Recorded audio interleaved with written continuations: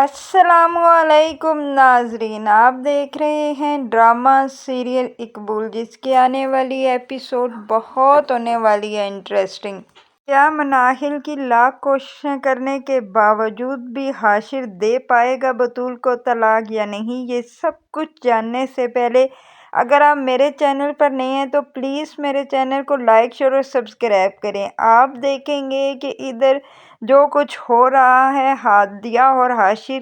حاشر کے ساتھ، یہ سب کچھ کوئی اور نہیں کاشان کر رہا ہے۔ اس کا ہادیہ کہتی ہے کہ میں تو بدلہ لوں گی تمہیں کاشان، میں تمہیں کبھی معاف نہیں کروں گی، کیونکہ تمہاری ہی وجہ سے میری بہن کا بھی گھر برباد ہو رہا ہے۔ وہ اپنے ماں باپ کے پاس جاتی ہے اور اپنے باپ کو کہتی ہے کہ ابا، یہ سب کچھ آپ لوگوں کے ساتھ جو ہو رہا ہے وہ میری وجہ سے ہو رہا ہے، کیونکہ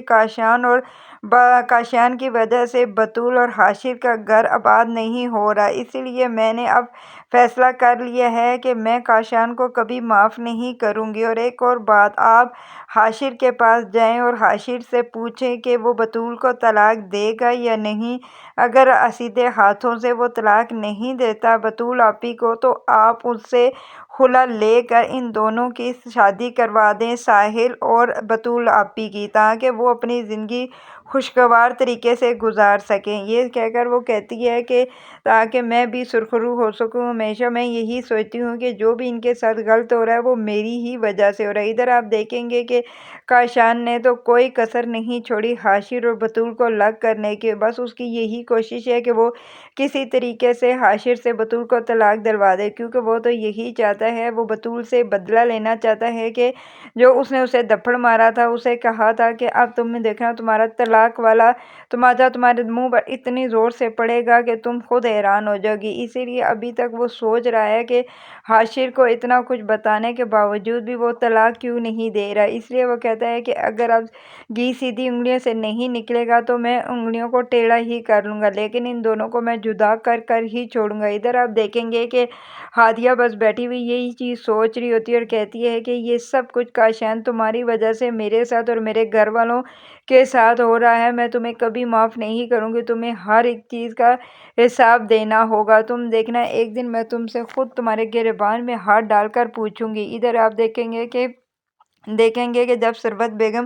گھر واپس آتی ہے اور اپنی بیٹی کے ساتھ بیٹھی باتیں کر رہی ہوتی ہے اور اسے کہہ رہی ہوتی ہے کہ میرا بیٹا محبت کے آگے اندھا ہو گیا، اسے کچھ سمجھ ہی نہیں آ رہی، ابھی یہی کہہ رہی ہوتی ہے، تو آپ دیکھیں گے کہ مناہل چھپ کر ان دونوں ماں بیٹی کی باتیں سن لیتی ہے، جس کی وجہ سے مناہل کو اب دل میں یہ چیز پیدا ہو گئی ہے کہ وہ کسی طریقے سے حاشر کو اور ہی اپنی محبت میں گرفتار کر لے، کیونکہ اس کا دماغ بالکل بھی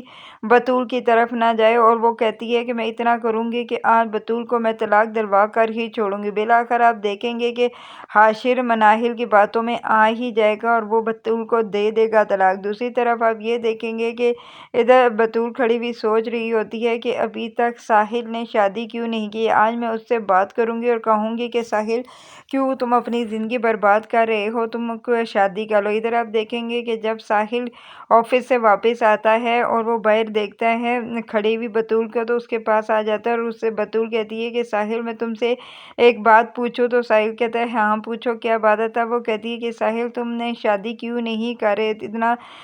اتنی دیر ہو گئی ہے، تمہیں اب شادی کر لینی چاہیے۔ اس پر وہ کہتا ہے کہ میں کبھی شادی کروں گا نہیں، کیونکہ تم شادی کے لیے مانو گے نہیں، اگر تم مجھے نہیں ملو گی، میری زندگی میں نہیں آؤ گی، تو میں کسی بھی لڑکی سے شادی نہیں کروں گا۔ اس پر وہ کہتی ہے کہ پاگل مت بنو، تم جانتے ہو کہ اب میں تمہیں کبھی بھی نہیں مل سکتی، میں کیونکہ حاشر کی بیوی ہوں اور میں حاشر سے بہت محبت کرتی ہوں۔ اس پر وہ آگے سے ساحل کہتا ہے یہی تو بات ہے کہ تم اب حاشر سے محبت کرتی ہو، میری طرف تو تم دیکھتی بھی نہیں ہو، لیکن میں تم سے ابھی بھی اسی طرح شدید محبت کرتا ہوں، لیکن اگر تم مجھے نہیں ملو گی تو میں کسی اور لڑکی سے کبھی بھی شادی نہیں کروں گا۔ اس پر آگے سے بطول بولتی ہے کہ ساحل، تم پاگل مت بنو، کیوں اپنی زندگی کو ضائع کر رہے ہو، تمہیں چاہیے کہ تم شادی کرو اور اپنی خوشگوار زندگی گزارو۔ اس پر وہ کہتا ہے کہ ایسا کبھی بھی نہیں ہو سکتا، کیونکہ میں تمہاری جگہ اپنے دل میں کسی اور کو نہیں دے سکتا، اس لیے میں نے فیصلہ کیا ہے کہ اگر تم مجھے مل جاؤ تو میں شادی کر لوں گا، نہیں تو میں کبھی بھی زندگی میں شادی نہیں کروں گا۔ اس پر وہ آگے سے پریشان ہو جاتی ہے اور کہتی ہے کہ پاگل مت بنو، ایسا کبھی بھی نہیں ہو سکتا۔ اگر آپ لوگوں کو میری ویڈیو اچھی لگی تو پلیز لائک شیئر اور سبسکرائب کر